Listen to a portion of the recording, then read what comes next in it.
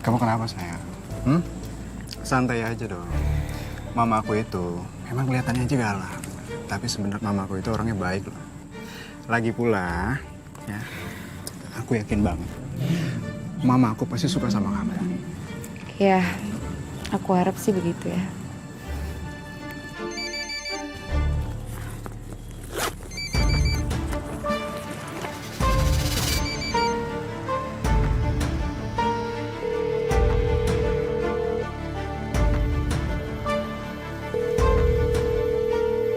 Kok nggak diangkat?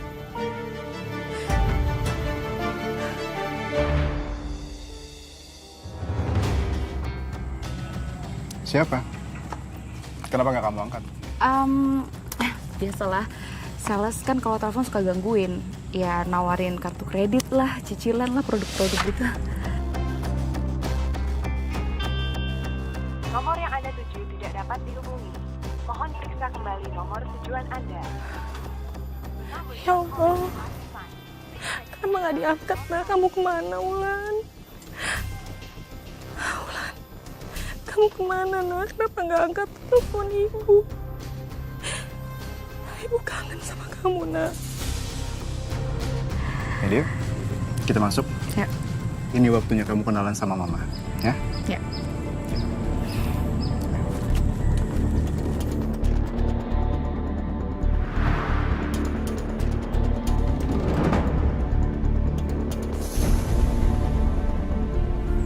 Ma, kenalin. Ini Wulan. Wulan ini calon istri aku. Selamat siang Tante. Mah. Wulan ya. Cantik, tapi Mama nggak hanya lihat tampang sayang. Mama ini orangnya yang percaya sama bibit, bobot, dan bebetnya.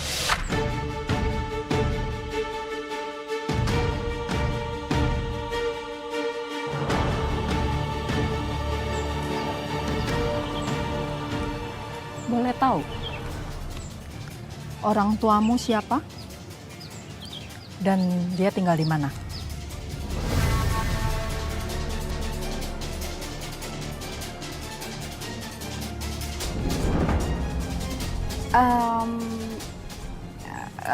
Papa saya Cakra Direja, pemilik Cakra Group, perusahaan tekstil dan retail dari Surabaya, Mah.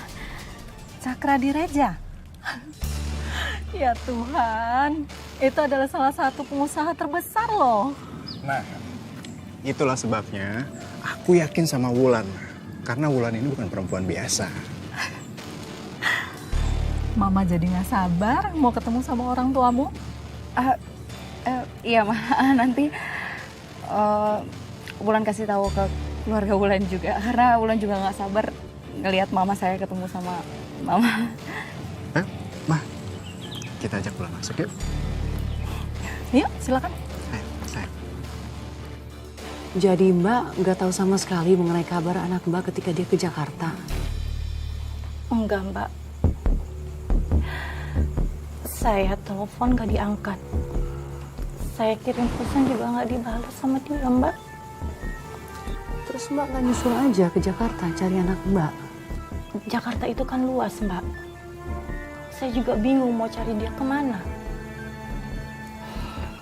Apalagi saya ini kan cuma seorang buruh, Mbak. Mana cukup duit saya buat kesana kesini. Iya Mbak. Saya juga paham Mbak sebagai seorang ibu. Pasti cemas sekali memikirkan anak kita. Tapi akhirnya bisa ketemu dengan putri Mbak. Itu bagaimana ceritanya? Iya, akhirnya Wulan pulang sendiri ke rumah, Mbak.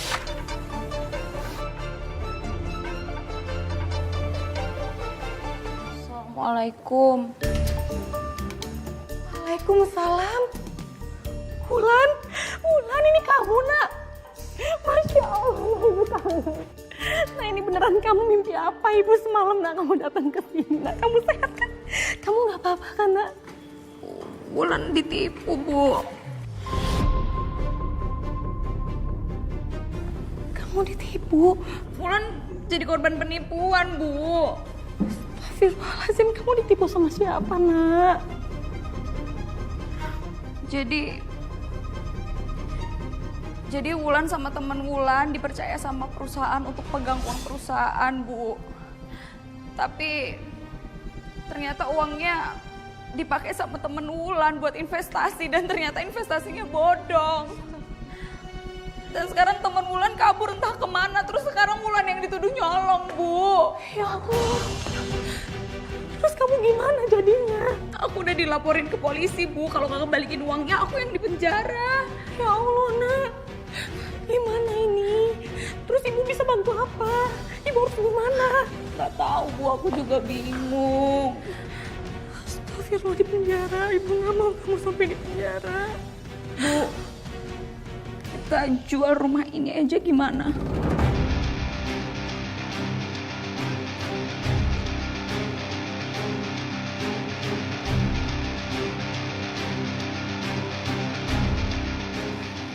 Kalau kita jual rumah ini, ibu mau tinggal di mana? Ya ibu bisa tinggal sama Wulan di Jakarta, Bu. Bu, tolong Wulan, Bu. Wulan bingung. Ibu nggak mau kamu di penjara, nak. Ya. Kita akan jual rumah ini. Nanti uangnya kita buat pakai kembaliin perusahaan kamu. Makasih ya, Bu. Jadi sekalinya anak Mbak pulang, dia malah meminta rumah peninggalan almarhum suami itu dijual, Mbak. Iya, Mbak. Dan saya nurut aja waktu itu. Dia bilang buat modal usaha. Tapi ternyata saya ditipu sama anak saya sendiri, Mbak. Ditipu, Mbak? Maksudnya ditipu bagaimana? Ternyata uang hasil dari jual rumah itu dipakai buat dia gantiin uang kantor yang diambilnya diam-diam, Mbak. Yang dia pakai buat seneng-seneng, buat belanja barang-barang mahal, buat nongkrong ke sana ke sini, Mbak. Dia itu pengen terus hidup enak, Mbak. Ya Allah, Mbak, sabar ya, Mbak. Ya Allah, rumah almarhum suami.